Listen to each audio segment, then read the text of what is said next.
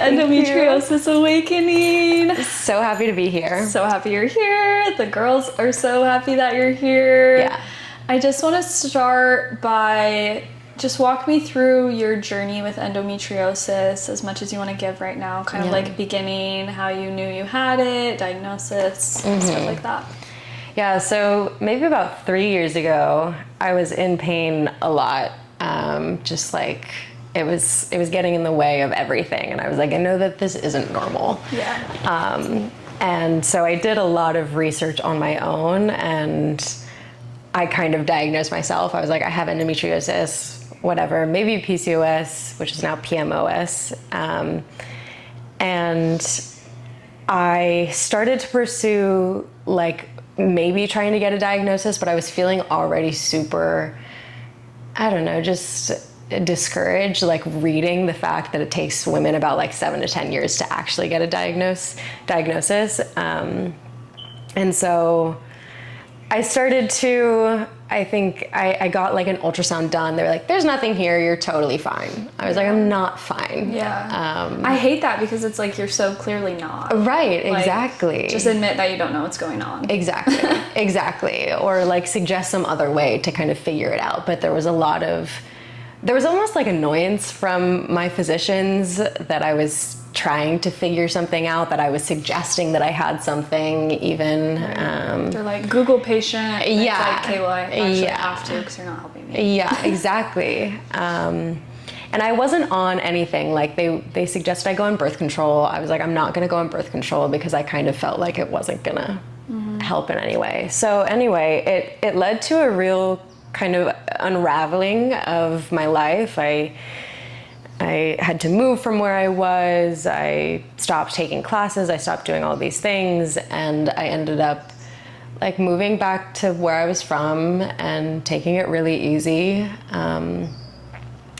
And I started working with a somatic practitioner. And she's been like such a gift in my life and introduced me to even just the concept that we can heal our bodies through energy, and that our bodies are living vessels of the stories that we carry, the stories of, you know, those in our bloodline, of the culture, the environment around us. And so that really kind of like changed my perspective on it all.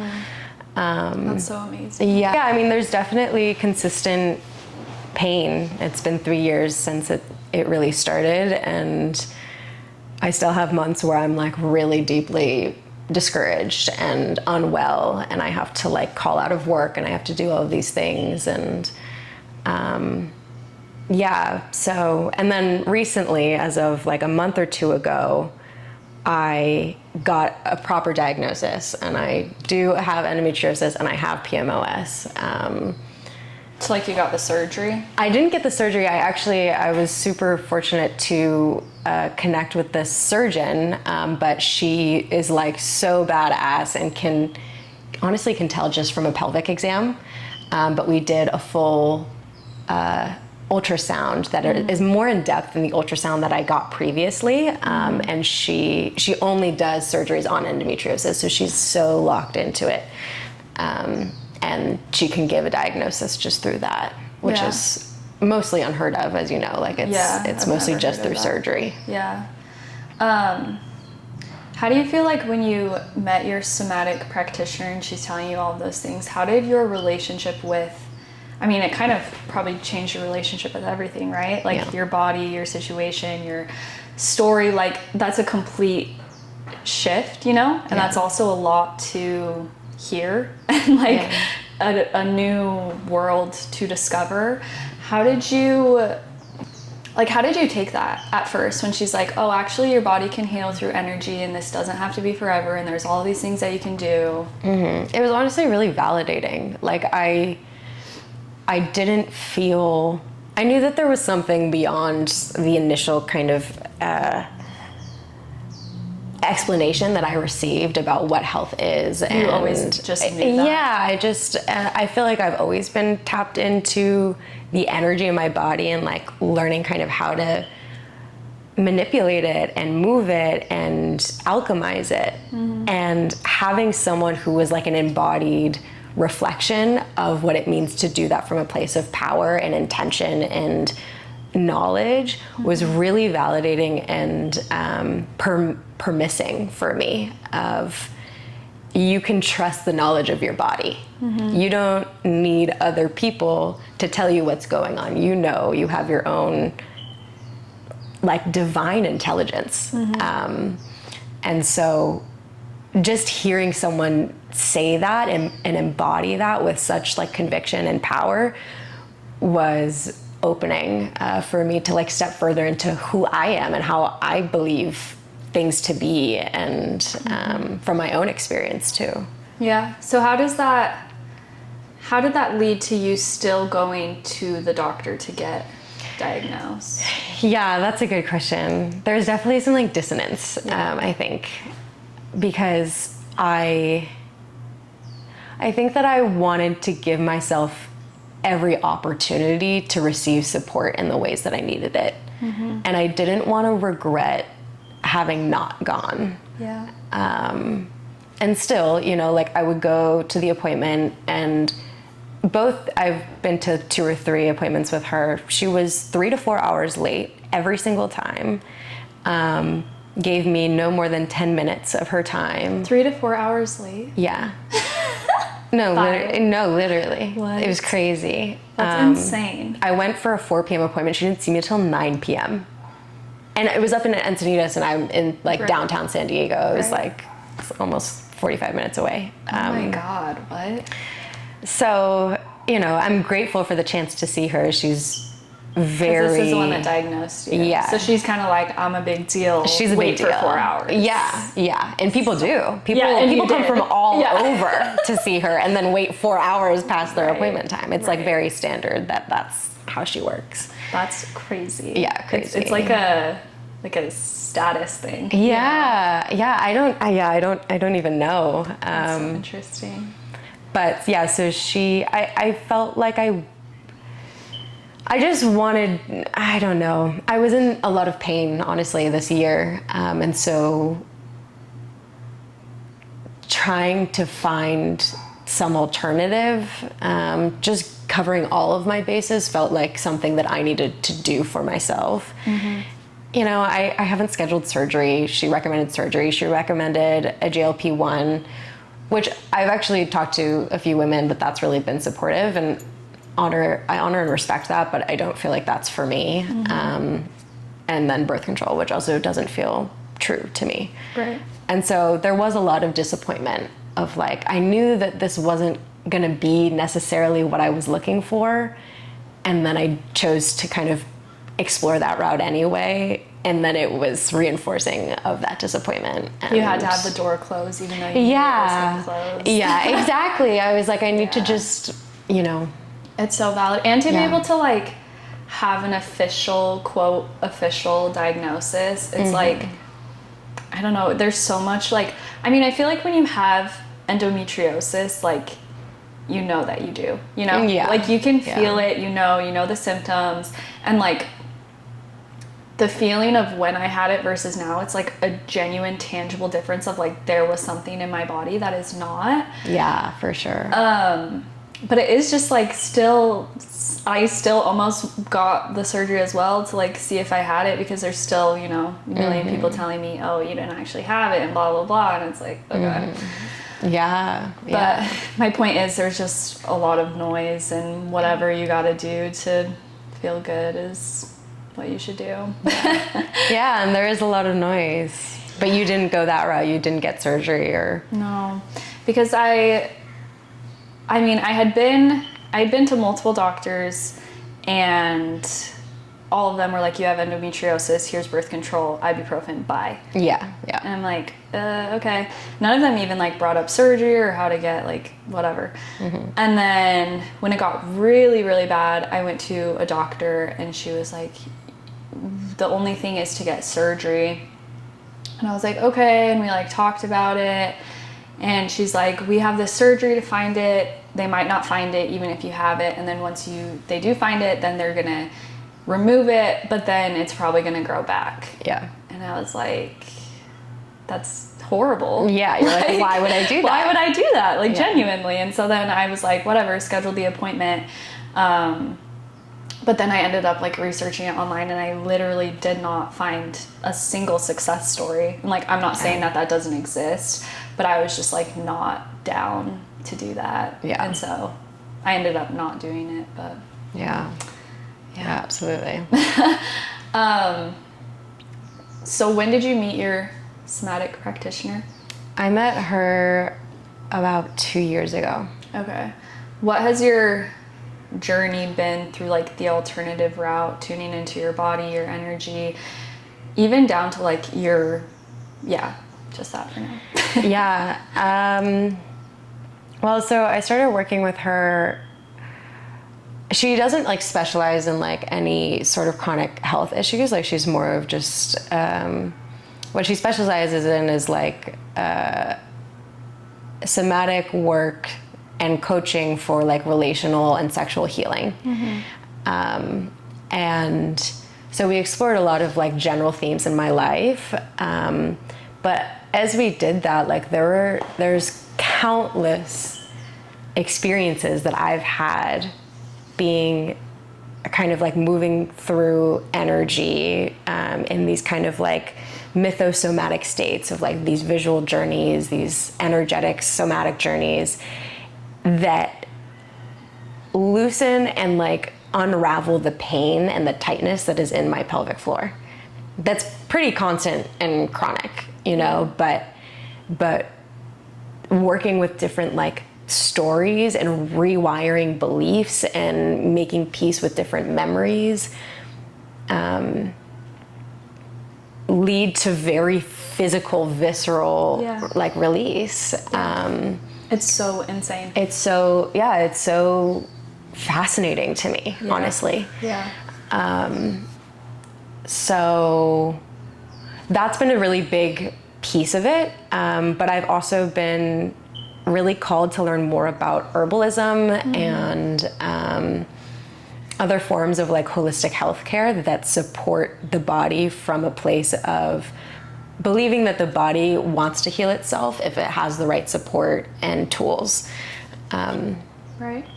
So like I'm studying herbalism, how to use herbs and tinctures to support the body, different like massage techniques. I'm going to go study with this woman who, it's a school up in New Hampshire, but it's called Mayan abdominal massage, and it's like an indigenous technique that people use to move energy, to heal the body, to help restore like proper alignment in the pelvic floor. So yeah, trying to explore all of these different things in as many avenues as I can find them. Like I feel so hungry for it. Yeah. Which is amazing. And then the path just continues to like unfold, and all of these things come up. Right. And it's so beautiful. Yeah, exactly. It's like I meet one really cool, like wise, wild woman who is a healer, and then she's like, oh, you have to go and find this one, and it's like this path. Right. So it's been a really beautiful journey. Like this woman who's now a very dear sister of mine. She she's opened doors to a world of like feminine healing arts. And that's kind of been the journey that I've been on and like really feel called to go deeper into. Yeah. That's beautiful. Did that answer your question? Yeah. Okay. Well, I think so. I don't know what I asked, but I don't really remember what you asked either. How do you tune into your journey and your flow with this? Because I feel like for me, like I just said, so much of it just naturally unraveled. And I feel like if I would have got so caught up in the beginning of like how exactly to do it, then it would have never worked. So how do you feel like you tune into like your body and your journey and your steps? Yeah, for sure. Because there's so much noise about this is what to do, this is whatever, and you could spend a lifetime hearing about all of it. Yeah. Honestly, like that's been something that I've been trying to decipher. Yeah. I feel like I think first and foremost believing that it can be healed naturally yes. is so important, because otherwise then you're caught up and reinforcing this belief that like I'm chronically ill and I'm never going to get better, and I am a victim to my body and I'm a victim to my reality, and like I can keep trying and whatever, and I will keep trying, but there's nothing ultimately that can be done. Right. I mean, that alone, like if you don't have that belief, it can't unfold. No. Like you're stuck there forever. Exactly. So choosing to believe that I can heal. Do you feel like at first that was a natural belief, or something you kind of had to like gaslight yourself into? Maybe a little bit of both. Yeah. I think that fundamentally I'm a stubborn person. Yeah. And I believe what I believe, and I'm opinionated, and you know, it almost was kind of like this challenge for me. I was like, oh, like I'm gonna be that, you know, a miracle case of like I'm gonna heal it naturally. Fuck yeah. And like watch me a little bit. Yeah. And you know, through that all, there's been so many humbling moments. So many. I've been constantly humbled. That'll happen. It'll happen. But that core belief remains. Yeah. It has to. It has to be like the foundation, because it's also like, think of all of the time and energy and work done simply to continue to try to reinforce this belief, or to sway on this belief. Like some days you believe it and some days you don't, and some person's like, you can't heal it, and then you're like, oh shit, you're right. Like it has to be so sturdy, or else you're gonna fail. Right. Or else it'll consume you. It'll kind of eat you alive a little bit.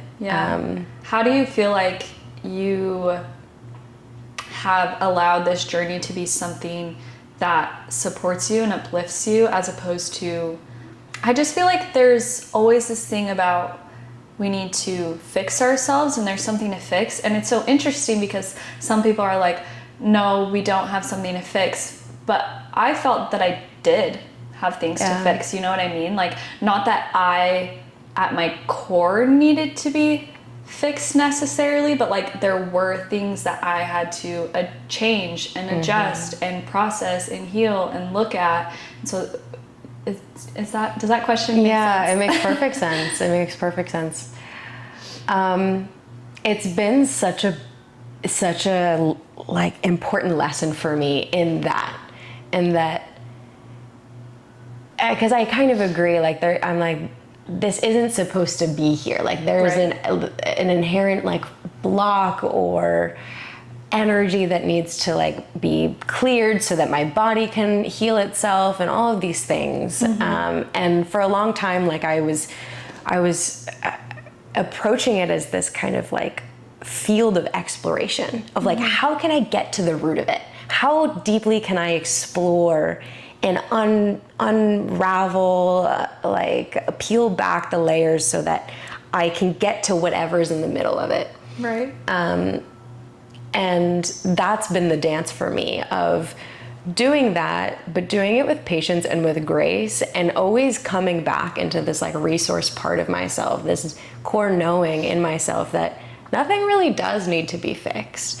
And therefore, how do I honor the pain, like the beauty of pain? How do I honor the beauty of my body being so viscerally alive?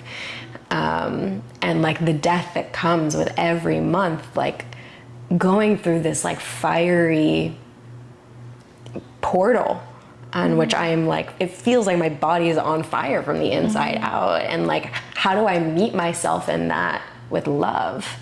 And yes, support my body and support my mental health so that I'm as well as I can be, but also being willing and able and courageous enough to like meet myself face to face in the core of that pain and that grief that comes around every month. So what was your question? Just like, no, that answered it. It's just like how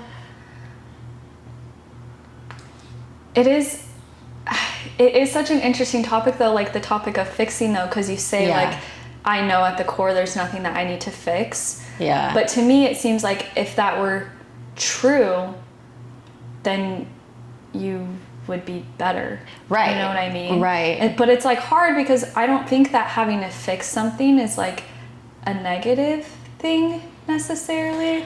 I think what's coming to me is it's not about fixing or changing, but reincorporating like more of yourself in your life. I think that generally looking at like the context of the environment in which we live in, we are so disconnected from the earth, we are disconnected from our bodies, and it's not like these are things that are inherently wrong with us.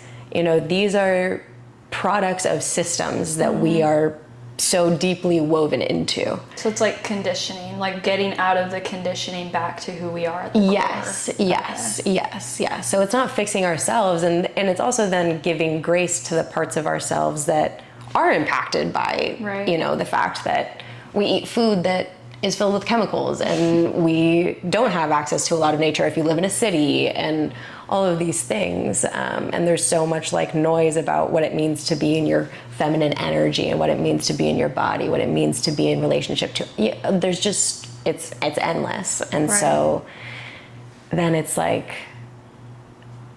just silence for a second, like breathing with what is. Yeah.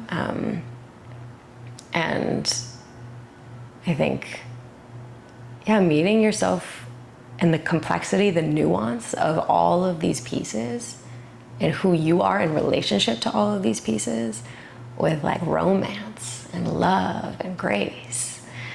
So that's been more of the journey for me than actively fixing myself. I felt like maybe for a while that was where I was at. Mm-hmm. And now I'm like, I don't need to fix it. Like actually my body is strong as fuck. The fact that I can be in this world and it's showing me like, there are pieces of the way that you're in part of this world, the way that you're impacted by it that are inherently not aligned. And I think that's part of the physical manifestation of endometriosis. 100%. That was like one of the biggest themes was alignment. Yeah. Like there were so many, and I love what you said about coming back to who you are at the core, because I just resonate with that so much. And I feel like it was genuinely just like, who the fuck am I? What do I need to release? What do I need to realign with who I actually am? What parts of myself do I need to like reconnect to each other? Right, what parts of myself do I need to reconnect to love and connection? Like there was just so much, it just felt so out of alignment. Do you feel like as you started to explore that journey, like that is what healed so much of your pain and your symptoms? 100%. Like I think that I have this like, I don't know if I want to say that endometriosis is like a messenger, but it is a thought that I have like pondered a lot, and it's come up a lot, and it's something that I am starting to like question with all sickness, because I do believe that our bodies are innate healers. I do believe that all of these quote chronic incurable diseases that doctors are saying, cancer, endometriosis, like basically every disease that they say is chronic and incurable. I feel like my endometriosis was genuinely the greatest gift, because it really just felt like a message of like how to live my most authentic, divine, peaceful life. Because it's like my life when I had endometriosis was horrible. And I was so sick, and I was so unaligned and so out of sorts in my power, and like there's just so much to be discovered that through endometriosis I was able to do. And I felt like once I was like fully aligned and in my power and had learned everything that I needed to learn from my endometriosis, now I don't have that. I totally agree. I totally do think it is a messenger. What did it look like for you to step into alignment in your life?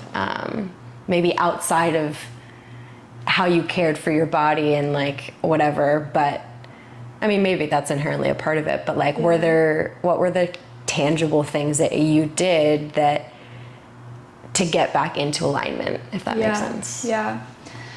I feel like, I mean, there's a lot. I think inner child healing was like life-changing for me, and to be able to revisit who I was before all of this hurt and trauma and all of this deception, just so much like hurt that I had kept to myself and like blamed myself. I felt like I was genuinely like my own enemy with like my mind, my heart, my body, my soul. It was all so like just not flowing together. I felt so disconnected from my body. I hated my body. I was like, you're a fucking idiot. Like, you hurt all the time. You're broken. You suck. You can't even do what you're supposed to do. My inner voice was just like horrible and mean. I feel like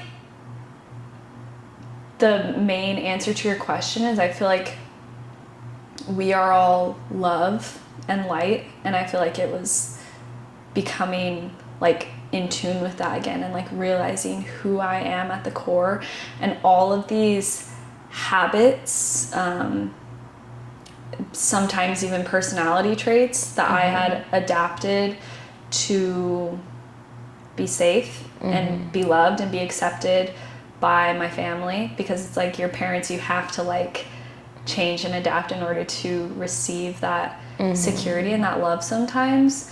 And so I feel like I put myself first, which I had never done. Yeah. And like I was willing to cut off anyone, cut off any product. Like I feel like I really just like, just everything that wasn't serving me was gone. And like I didn't care who or what it was, a job, a relationship, a thought pattern. Like I feel like it's just becoming so like embodied in my love and my light and who I really am. I love how you spoke about that. I think the notion that it's a messenger for when we are out of alignment is so crucial to the energy of what endometriosis is and the energy of your womb. Yeah, I really do. Like, I think that if I can use my womb and the pain that I feel from my womb as information about when I am out of alignment, then I can approach my life from a place of allyship with my body. And that's very different than I think so many women, to your point of if you have endometriosis, any sort of chronic illness, you're at war with your body so much of the time, I think, to begin with. And then throughout the journey, you're like, I am so frustrated. I'm so angry that my body keeps getting worse and worse. And you're at this war with self, and restoring a relationship with your body and with my womb specifically. Like, there's so much wisdom that womb energy carries. Totally. Restoring like a right relationship with that, I think, has been some of the most like healing and opening, like awakening kind of experiences that I've had. Totally. Yeah. Well, there's like this huge, would you call it an epidemic? Like just millions of women.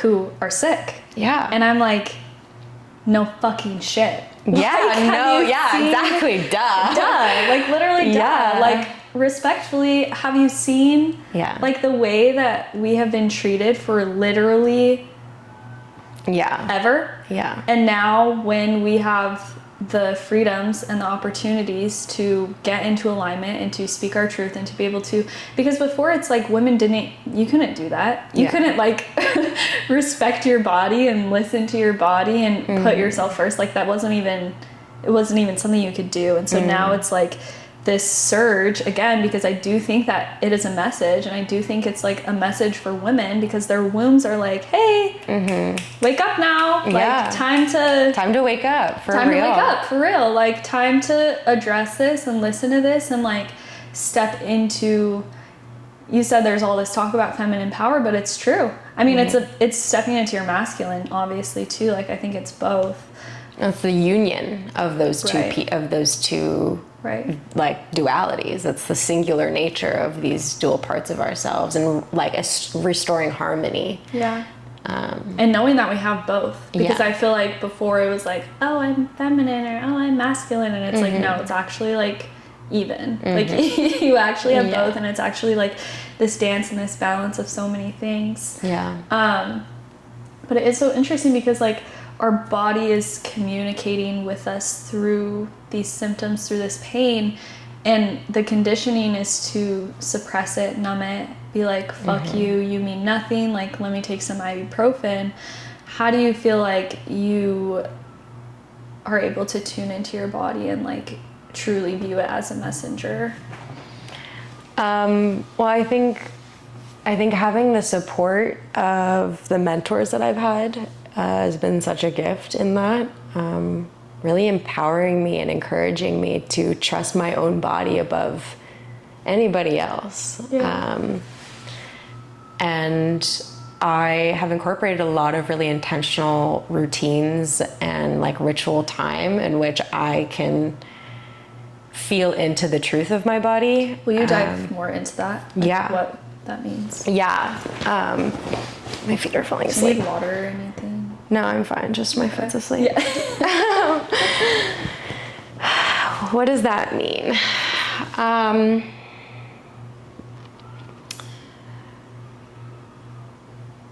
So, for example, I carve out the first day of my bleed always for just myself. And I do kind of hibernate. I honor the internal winter that it is. And me too. And I think ritualizing things and ritualizing time and space with your body is always about intention and container. And it can look different for everybody. For me, I like to clean my space, and I like to do so from a place of like, okay, my body's starting to shed, and therefore let's clear out everything in my physical space and reality that needs to be cleared as well.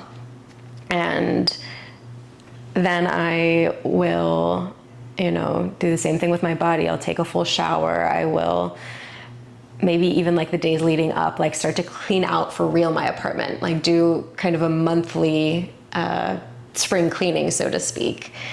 And I really try and honor the time too as what else in my life needs to shed. And sometimes I'll just like journal about it. Other times I'll be in my body and let like the truth come through my body. And so, I think that can look like having a pleasure practice, honestly, has been so powerful and so healing. Coming into the body from a place of curiosity and love and pleasure, and meeting pain with pleasure is so game changing. Because it helps you reestablish this relationship with your body versus being in constant like fighting with the body. And I do a lot of womb massage. I do a lot of like breast massage. I do a lot of just like feeling the edges of my skin and what it feels like to be in my body. And it helps so much when I'm like cramping or whatever to just soothe my body with physical touch. And it's crazy like how long I had my period and it didn't even occur to me like, oh, I should just like rub my belly, but it actually like helps so much. It does. Which I feel like is another testament to just like how powerful and intelligent our bodies are, that we're able to like soothe ourselves so much. Yeah, exactly. And I think the other thing is like I like to make really nourishing food for myself, especially when I'm on my period. So what's a period menu for you? Period menu. I stopped drinking coffee, which I can't. But I've been doing green tea, which is supposed to be anti-inflammatory, and that's been good. It gives me the things that I need in the morning. Do you like matcha? I do love matcha. Okay. That's been my go-to. And I'm a barista part-time. So like that. Perfect. Yeah, I go. Yes. It's right down the street from my apartment. That's so Make nice. myself a matcha in the morning. Yeah. And yeah, I eat a lot of red meat. Honestly, I love meat. And sweet potatoes, Brussels sprouts, like things that you would kind of envision eating in the winter. Hearty soups, really good. Like I love a chicken noodle soup. I love, eggs and avocado. But, you know, a lot of these foods, and this is part of where the noise comes in, like people are like, oh, this is inflammatory, or this has this property or whatever. Yes, and part of restoring right relationship with your body is like trusting your desires and trusting your cravings and doing so with moderation, not like overindulgence, but allowing yourself to be nourished by what your body wants. Like you crave things because you're lacking those minerals or those nutrients. Totally. That's something I've been working on is instead of like having a plan of what I want, just trying to be open to like what sounds good, because obviously that's like my body telling me what it needs right now. Right, exactly. I love that you brought up the pleasure thing, because I feel like that is like huge in everything, but specifically with endometriosis, because I think that it's vital to heal. Like you do pleasure, and you need to like rediscover this love for life. But pleasure with endometriosis in specific is so interesting, because it's such like I feel like it's kind of like endometriosis, you have endometriosis, it's kind of like annoying, you're in pain, but like not enough that it keeps you stopped. And I feel like for most people, me included, you just like sweep it under the rug until it's at a point that like you are literally debilitated. And so now it's like, well, now I feel like I can't go on a walk, and I feel like I can't go hang out with my friends. Like these things that give you pleasure, literal will to live, you start to like feel like you don't have the energy. You start to like delete those things from your life essentially. And I feel like even especially nowadays, I feel like probably a lot of people we're low on pleasure anyways, because social media, we're just like scrolling instead of doing things that actually fulfill us. What role do you feel like pleasure has played in your journey? It's like fundamental. Right. It's so core to everything. It's essential. It is, and it's vital. Like it's about your vitality. And so much of what I've discovered about what the messages that comes through my endometriosis, which I think that there is, you know, I'm careful to speak about it of like, this is my truth. And also I think that there's a lot of resonance for a lot of people. I think there is, but I think there are like, I do think that endometriosis has a code, and I do think there are like, it does have a code. Certain messages that are universal to everyone. Yeah. So pleasure, I think, is the core of it. And for me, of endometriosis. Yes. Yeah. Interesting. I think that we are so out of flow from the love and the pleasure of life, and we are so untrusting of life because, shit's hard. There's a lot of violence. There's a lot of fear. Absolutely. And so bringing pleasure to my own suffering and my own pain unlocked this knowledge, honestly, that all states of being can be beautiful. And therefore it's restored this kind of dimension of love that I live in. Yeah, totally. I feel that. I have chills right now. Yeah. It's when you listen to endometriosis and when you follow that path, the road that it leads you to is heaven. Yeah. Literal heaven. Yeah. Yeah. No, yeah. And you can't bypass it though. You can only get there through bringing romance and pleasure to pain. You have to learn how to honor that grief and that darkness with reverence.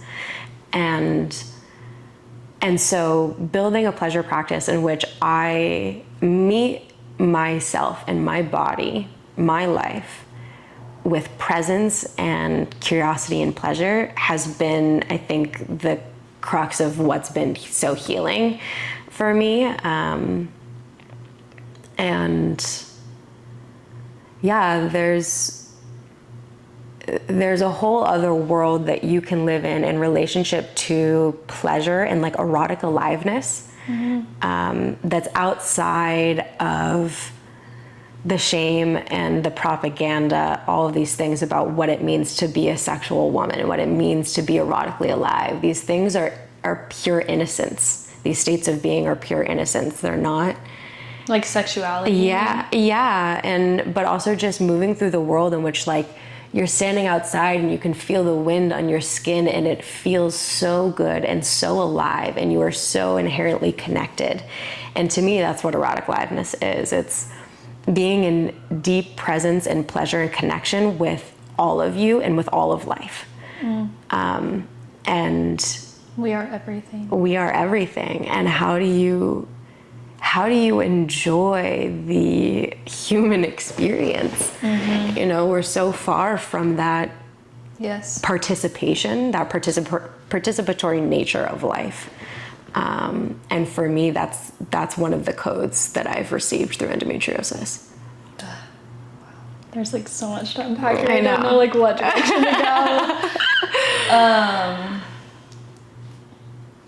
You said you have like rituals and practices, but how have you found that you're able to enjoy life in just like the everyday moments and reestablishing pleasure and like a joy for just being alive at this point in time is like almost a radical. It is. Like, you know what I mean? Like, yeah. And so how do you continue to embody that and live in the world with so much negativity while keeping your...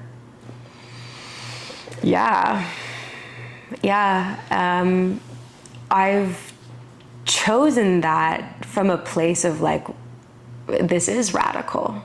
This is me being, in radical resistance to the world around me. To the patriarchy. And to the burning of the world, to the desecration of the sacred.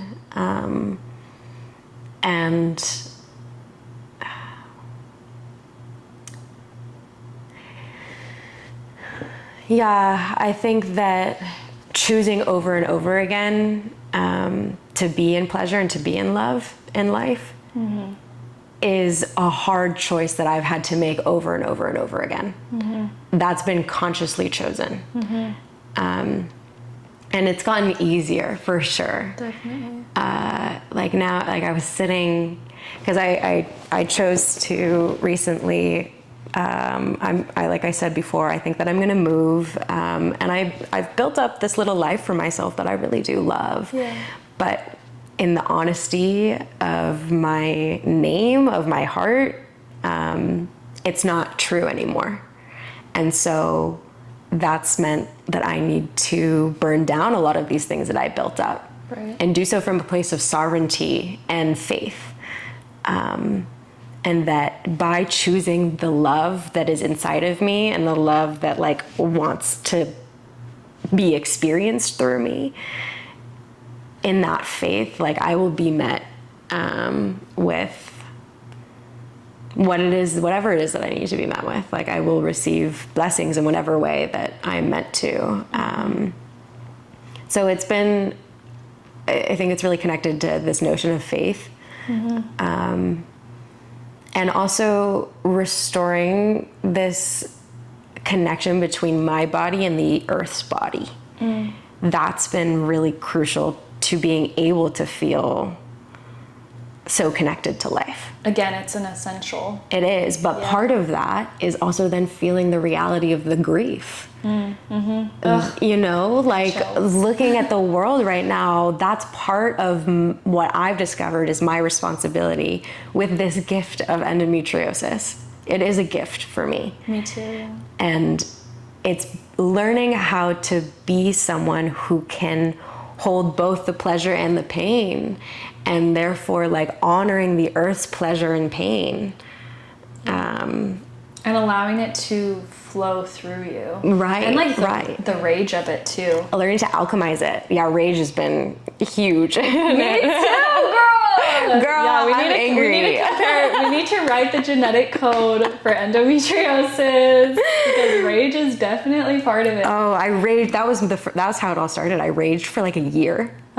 Literally. And then it softened into grief. Yes. And now I feel like I'm softening into pleasure. Yeah. Oh my God. Well, it's like, again, with like millions of women being sick, look at our earth. She's sick as fuck. She's so now sick. We're sick as fuck. Right. And she needs us to heal and step into our power as much as like, because she needs help, right? Like there's horrible, that's a whole rabbit hole, but. Yeah, but for me, that is what the journey that endometriosis has taken me on. And so, yes, we can talk about what it means to heal yourself with herbs and do all of these things. And those are all important pieces of it that I would continue to like to be well-versed and knowledgeable in, to not just help myself, but ideally someday like be a support to other women. Yeah. And you will. You're going to be a beautiful resource. Thank you. I appreciate it. But this other piece is, I think, is the code of it. Like the emotional, spiritual. Yeah. 100%.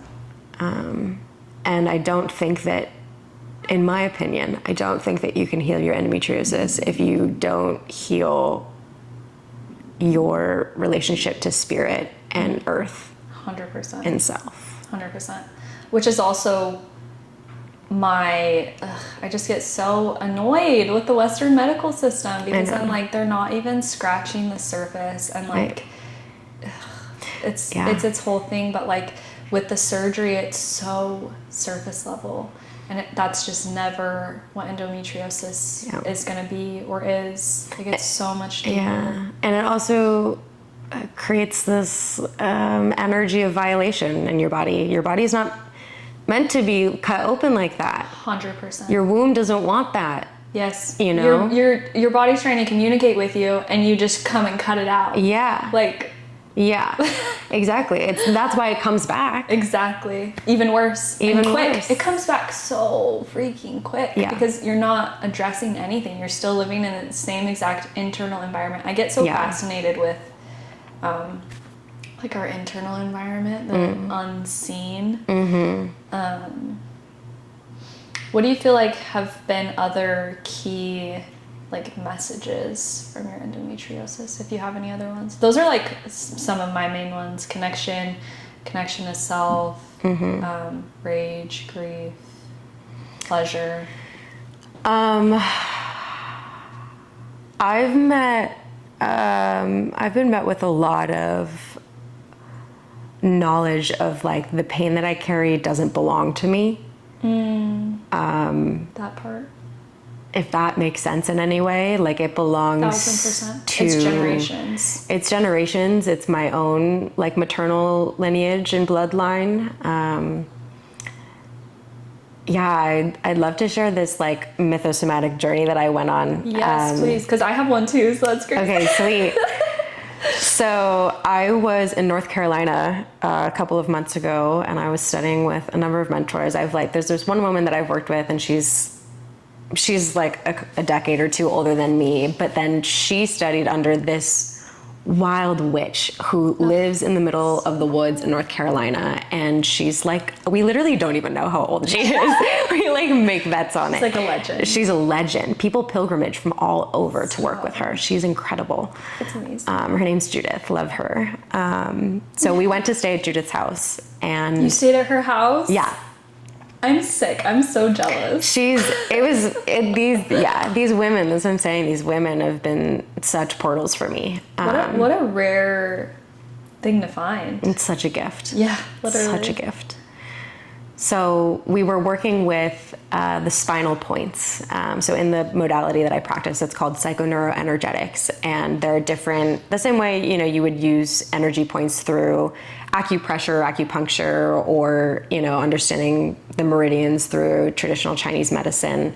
We work with different energy points on the body to activate the nervous system, put it in a state of activation, to then release whatever's in the body. And so this retreat, this time around that we were staying with her, we were working with the spinal points. Mm-hmm. So you're like laying down on this massage table, and we're just kind of like feeling around the edges of the spine for points that are tender or hot. And then we stay there, we press harder. That's like where the energy is. Yeah. And so this specific session, I was on the table, we were working with the Kundalini energy, the Kundalini point, which is at the base of your spine. So you can touch the end of your tailbone, and it will start to activate your Kundalini energy. Say this with like you don't want to do, it's really intense, powerful energy. Like, don't go do this. Yeah, you don't want to, don't do it at home. Yeah, because I haven't even tapped into all that. That's still I've heard of people who have had their experiences, but I'm that's even above my pay grade right now. It's none of my business. Yeah, exactly. I'm if it happens, it happens. So and in my experience, Kundalini energy is very visual. You have a lot of visuals when the energy is activated. So I started to go on this journey. So and it's being done to you. Yeah. Okay. And I'm surrounded by all my sisters, and they fucking got me and they love me. It's so epic. And I first saw my womb in the belly of the ocean. And it was just floating there, and it was kind of pulsating with the current, but it was really deep in the water. It was really kind of intense, almost erotic pulsing of energy. And then there were these jellyfish, and they were pink, and they were all circling the womb, and the ends of the jellyfish were twirling almost in the code of Kundalini energy. Right. And they were dancing, circling, spiraling the womb almost in worship. And I was oh, I get it. My womb is of the earth. It's this creator energy. And it mother, capital M, mother type of energy. And then I went through this journey, and I just kind of stayed there and played in it a little bit. And then I saw my grandmother and my great grandmother. Well, first of all, okay, I'm going to track back for a second. So someone pressed on my point, and all of a sudden I could feel my ovaries, and they were bumpy. And this was before I got diagnosed with PMOS. This was before I got any sort of diagnosis. And I was oh my God, they're so bumpy. They're covered in cysts. Oh. And I could see it, but more so I could feel. You just know, your body just knows. Yeah, I could feel my ovaries. Yeah, and totally. Then a month later, I got the ultrasound, and they were have you got diagnosed with PMOS? Because you have hella cysts. And I was yeah, I know. You're I know. I saw them in a vision. They'd be girl. Literally. Get her checked in somewhere. Literally. But it's true, that's what I'm saying about I could feel my endometriosis, and now I don't feel it anymore. Yeah. And so then anyway, I was brought to this deck that my grandmother, the deck of the house that my grandmother grew up on. And Had you been there? Yeah. Okay. A long time ago, but yeah. And she was sitting with her mother, my great grandmother, and they were in these rocking chairs, and there was lavender all around them. There wasn't lavender in this place, but there's I associate the smell of lavender with my great grandmother. She always smelled like lavender. And they were just like rocking there, and they were just like looking at me, and they were like, yeah, babe, this is what's up. And I was like, this is wild. Both are past, so they were like visiting me through, you know, spirit realm, but and it was so clear to me in that moment that they were like, yeah, like, you're here for a reason. Like, you carry the codes of all of our experiences in our bloodline. Like, you're here, babe, to do what you got to do. And like, we love you and we celebrate you. But it was very clear to me in that moment that the pain that I carry doesn't belong to me. But it is my responsibility to learn how to heal and alchemize it. Right. Which is such a beautiful point that I definitely resonate with. Yeah. And I think it goes back to my point earlier of like, there's all of these traumas and hurts that our past generations couldn't heal even if they wanted to. Even if they had the vocabulary for it, which they didn't. Yeah. They couldn't. And like, that's such a beautiful story. Yeah. Thank you for sharing. Yeah, thank you for receiving it. But I had an experience too. I did a breathwork journey. Have you heard of that? Yeah. So I did that and it was fun, but it was like, I had the same thing where I didn't see like specific faces or anything, but it was, I could see like generations of women past me, and it was like, I could feel and like all that they had all had very traumatic experiences with men in specific, because I think that's like, I mean, that's like what our world is built off of. But it was kind of just like this ends with you, like you're breaking this. And I think that's such like a buzzword right now, generational trauma. Yeah.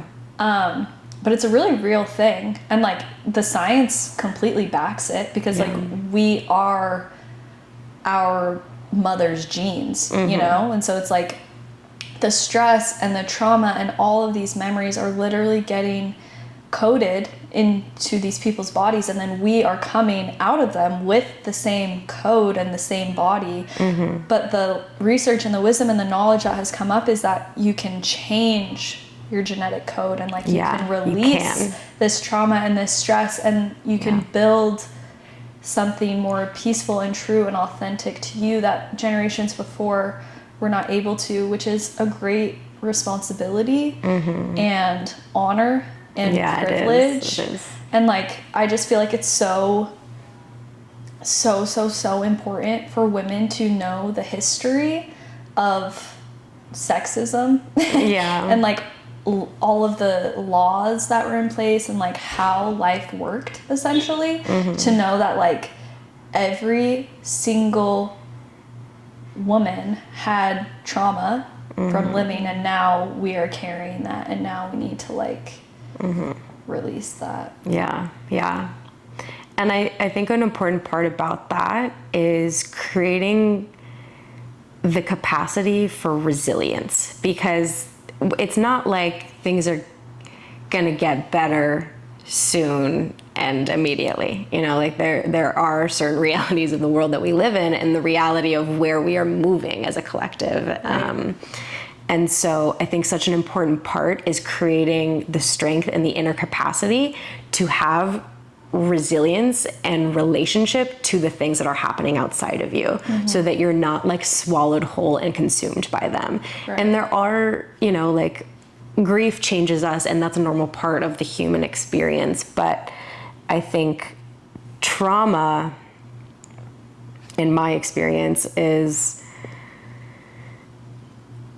intense emotions and experiences that you don't have the resources to digest and integrate and alchemize in real time. And so they stay stuck in your body until you can process them.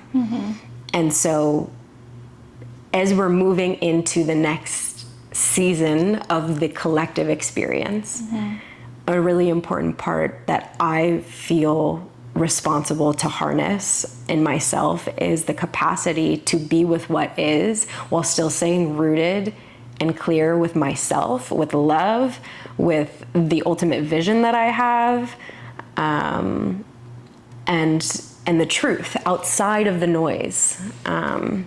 Which is what? Like, what is the truth that you stay rooted in? That there is a version in which there's a version of life that we all have access to that is rooted in connection and reciprocity and regeneration with the earth, with ourselves, of honoring the sacredness of our bodies, the earth's body, of, you know, making art and being again in this like a erotic aliveness with life, and understanding the gift that it is to be here. And, you know, like, I don't know if that answers the question, but... So you're saying you try to stay grounded in your belief of the gift of life while there's suffering happening around? No, and I'm really like cautious and conscious of that narrative. But I think that I believe that the world can look differently. And I believe that that starts with us. And I believe that for me personally to be in service, that requires protection and maintenance of my own wellness, which I fought for, you know, like it wasn't this way for a very long time. And I know, you know, what trauma is, and I know what pain is and grief and all of these things. And it's not to say that I won't continue to have those experiences in my life, but I think fundamentally believing that we're all deserving of like being well and being as responsible and sovereign as we can be for our own wellness is a really important piece of it. I feel like that is, again, one of like the code's messages is to be so steadfast in your authenticity and like your intuition. Yeah, for sure. For sure. No, that's a beautiful point, because I feel like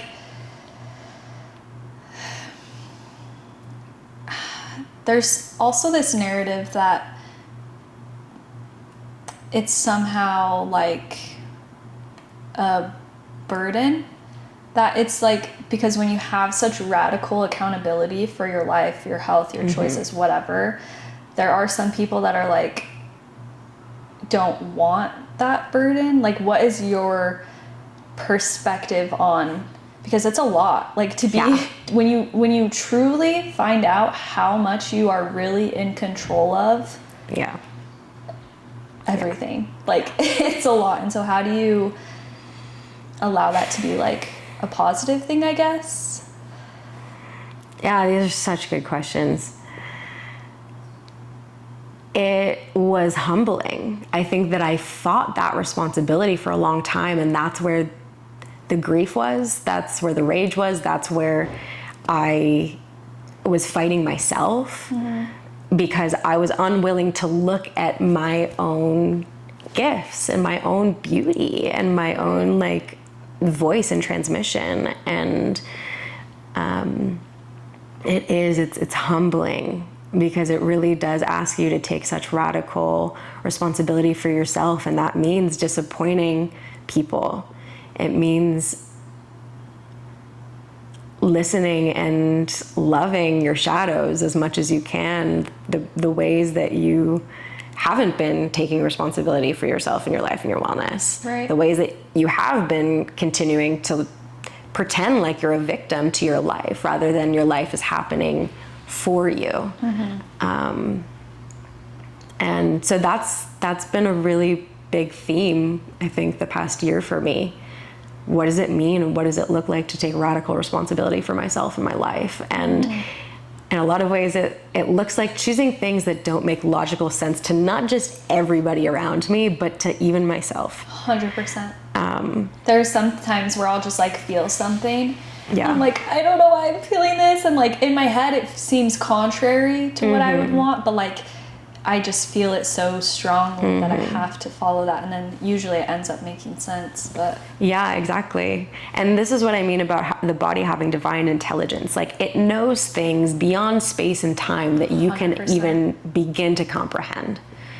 And so surrendering to that truth and to the message and the wisdom that your body has, and being in service to it, I love that. is a narrative that I've adopted, and that, like, I'm not just in service necessarily to others and like to healing endometriosis and whatever, but I'm in service to my heart and my womb, and whatever they speak as true, I will do my best to honor in full faith and full love. And yeah, it really does look like losing a lot of my friendships. It looks like, you know, breaking up with my girlfriend, and with like moving across the country. I had no plan, and I just moved across the country. I'd never been to San Diego before. And even now, after a year, I'm like, okay, like, this isn't true anymore either. I have no idea what I'm doing, where I'm gonna go, but I know that's not here anymore. And it would be an act of disservice to stay somewhere that doesn't feel true, and stay in a life that doesn't feel true. And like my cat, I love my cat more than anything, but I know that I need the freedom to continue to learn from women in this way that I have just gotten a taste of. But like, that feels so true to me, and I need that freedom to be transient, and therefore I need to find like a new home for my baby boy. And It's devastating. it is, but you know, it's also choosing to believe that there is a home out there that's better for him than I can give to him, and trusting that it'll reveal itself to me, you know, that it'll come to me, because in faith, in true faith and in true service in this way, like, the world does want to reward you. And it might not look the way you think reward would look like. It might not be like big, beautiful house and like no pain and no anything. But yeah, I do believe there's a knowing beyond me. Yeah, definitely. Yeah. Do you feel like that was part of your endometriosis, was like tuning into your intuition? I feel like for me, it was like discovering that was even right. No, literally. I was like, I didn't even know. I didn't even know. And it's cracked it open to the point where I'm like, I can't stop. Yes. Yeah. I'm on a whole new galaxy. I'm like in another dimension, and I don't know how I got here. No, actually. Have you read Womb Awakening? Ugh, no. Okay, your shit's gonna be rocked. I need to. Yeah, I will send you Womb the book, Awakening. Because it's like the codes. Ugh, and she excited. had endometriosis. Okay, wow. It's completely gone now. She's like a wild witch. She's chilling, but she's been through quite the journey into other dimensions through the womb and through the codes of the womb.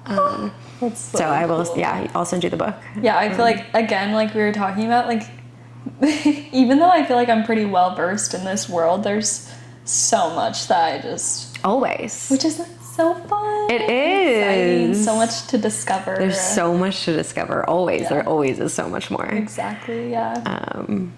Yeah, absolutely. If sitting next to us on this couch was a 15-year-old girl who just got diagnosed with endometriosis, what would you want her to hear? That's really sweet. I would tell her that her body is so sacred and is so divinely intelligent. And, you know, I know that there's so much pain and grief, and there's also like worlds of love to discover in your body, and that she's not alone, that there are women who are well equipped and well armored and well versed in this terrain, and that she's not alone in it. And there are people that are there to guide her, and, you know, she can ask for help. She can ask for that guidance to receive it. And, you know, this isn't her whole life, and it doesn't have to be. And it's not something that has to last forever. It's not a struggle that she gets to or it is a struggle that she gets to opt out of, I think. Like, she has that sovereignty. 100%. And, you know, it might take a while. There will be spirals of the journey, and there will be pain, but there'll also be so much joy and so much learning of the self and your true power through this, if you surrender to it, and if you let yourself be in that relationship to it. But I think mostly that, like, what I needed to hear, I think however long ago, is like, there are women out there that know things that I don't know, that can get me to where I want to be, and that can tell me what it means and what it looks like to be in deep relationship with my body, and to love it, to love life, be in love with life. Like, that's possible. And, you know, we're all kind of like out here, and we're all on our own journeys, and like, we're part of this greater coming home, I think, to each other. What it means and what it looks like to be in sisterhood, to be in matriarchy, to be, you know, connected, and finding our way back through the woods, kind of a vibe. Yeah, definitely. The Great Awakening. Yeah. But I know that it's scary and feels unfair in a lot of ways, and it's also valid to feel all of that. I love that. That's beautiful. Yeah. How do you feel like people... I'm curious, because you're talking about all these women that know all these things, and I'm like, where are they? Can you tell me? No, literally. But I'm just like, I am genuinely curious, because I feel like I haven't really... Yeah. I mean, I've met a few people that, like, I'm like, yeah, that helped a little, but... Yeah. I'm just curious where you found all of these angels. Well, so this woman that I started working with, her name's Sophie Burns. Oh my God, is she on TikTok? Yes. Curly brown hair? Yes.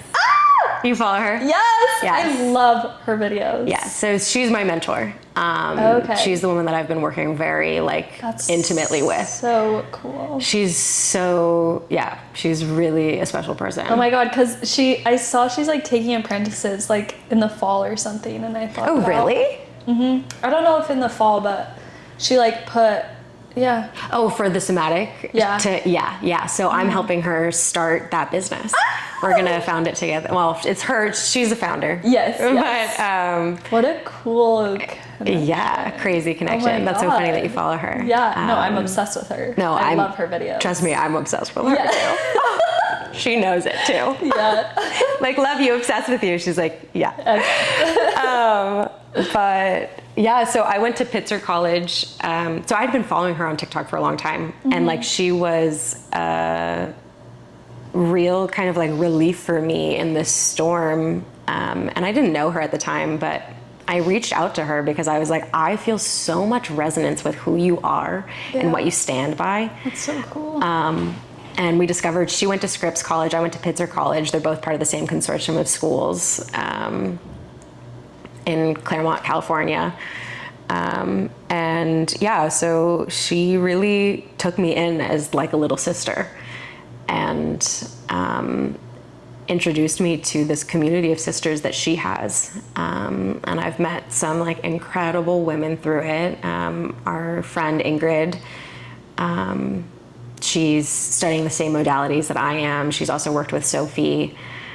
And we met Judith through her. Her modality is called psychoneuroenergetics. And it's this body of like somatic wisdom that she developed alongside people like Peter Levine, Stephen Rosenberg, who are kind of like founding fathers in like the modern day science of trauma healing.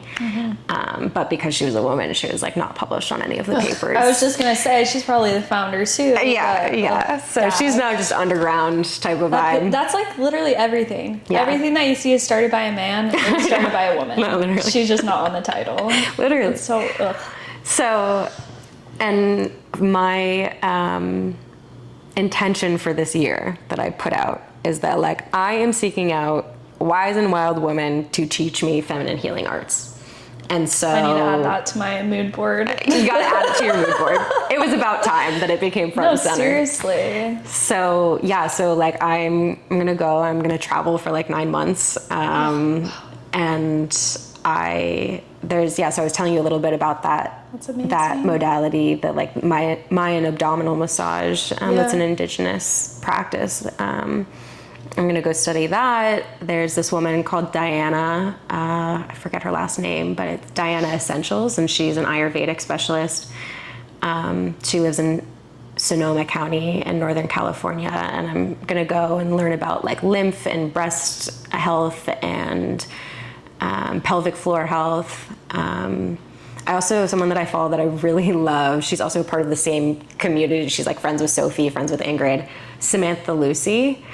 I don't know if you follow her. She's a poetess. She's a poet, and does a lot of work with like period wisdom and art and poetry and all of these things. I've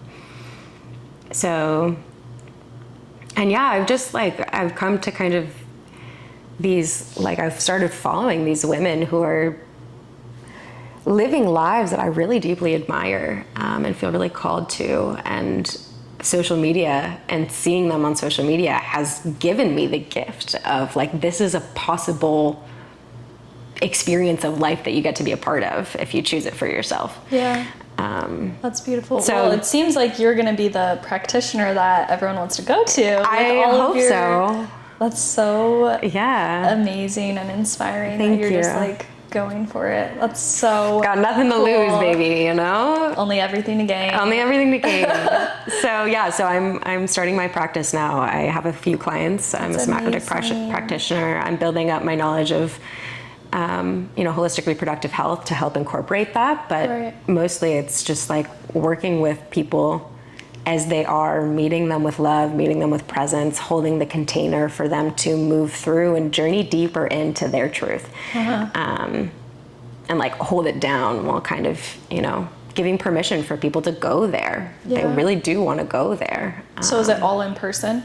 No, it's not all in person. I do have a couple clients in person, but I also do it over Zoom. And I'm building my website right now to make it more accessible. So we're going to drop your info. So if you're thinking, where do I find this wise guide? She's actually right here. We actually found her. Hi. Hey. Great to meet y'all. Yeah.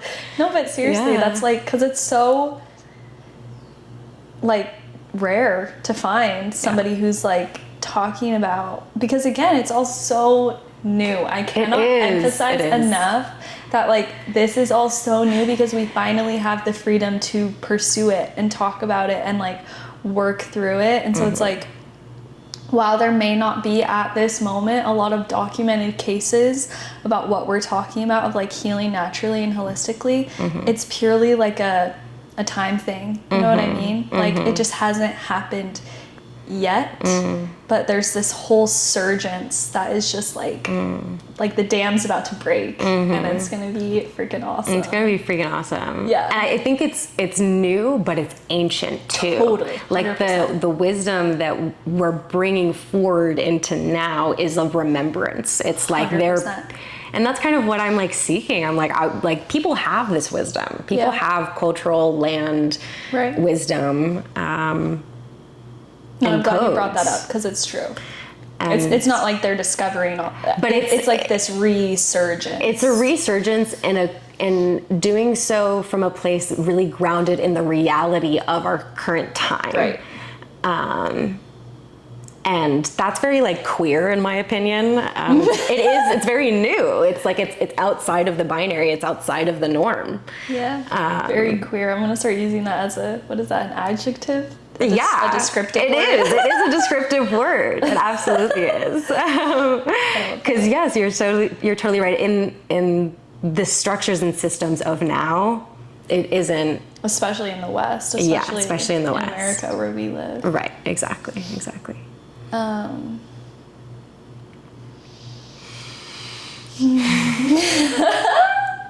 Well, do you have anything that's like feeling like you need to say before we wrap it up? I feel really grateful. I think that what you're doing is so epic. Thank you. And really needed. Like, it feels really like liberating for me to be asked all of these questions and like engage in a conversation about it. I know, this was so fun. It's so fun. Yes.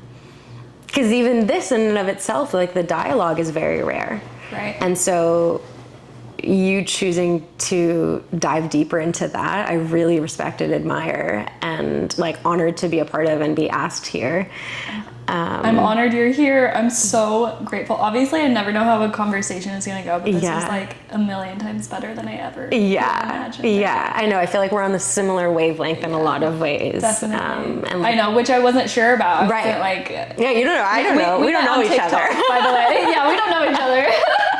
I just love your TikTok videos, and Thank you. Like, I just try to feel the vibe, you know, like feel who I should talk to, and you were like kept coming up, and I was like, okay, I'm gonna message her. I'm so glad you did. I know, and it's perfect. She just moved to San Diego, and I've been living here, so I know. I messaged her because again, I have no idea where she even lives. Like, where do you live? And then I moved like what 40 minutes? Yeah, 40 minutes from you, which is like.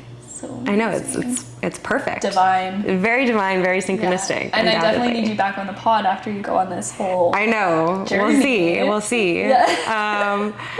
I'm also, do you know Aviva Ram? Aviva Ram. She's a midwife. She's a physician. She has a pretty big following online, but she has really cool programs that are super accessible, actually, relatively affordable, with so much information about functional health and like herbal medicine for women. So I'm currently doing both of her programs, and like there's just a wealth of knowledge. And so there are these people out here that like have so much wisdom and so much knowledge. And I feel like, you know, through your work, through my work, through all of our work, we're like weaving this web kind of a vibe. Totally. And I think it's important for people to hear that, like, we genuinely just want to help. Yeah. Like, that is, I feel like it's so hard to like know people's intentions, especially online, like, especially with buying things and stuff. Like, genuinely with this podcast, and I'm sure you feel the same about like hoping to help women, is like, I genuinely, once you experience the awesomeness that is like life outside of endometriosis, and again, like, it's like a complete awakening, a complete different reality that we're living in. And for me, it was like, okay, now I have to tell everyone. And so I guess just like what I'm trying to say is to the people listening is to like be open to these people and know that there are people on the internet that have pure intention of truly just like wanting to inspire and uplift and help and empower, and to be open to like the love and abundance that women are trying to facilitate. Absolutely. And like, take the things that really resonate, and you can choose to leave the rest. Exactly. But there's so much out there if you seek it out, and if you're open to receiving it, like you're saying. Totally. Yeah. This was so special. I'm so grateful. I'm so Such a gift to be here with you. Yes, no, this was amazing. Yeah. Do you have anything else? I don't think so. Okay, well, thanks, Abby. You're welcome. Thank you, Emma.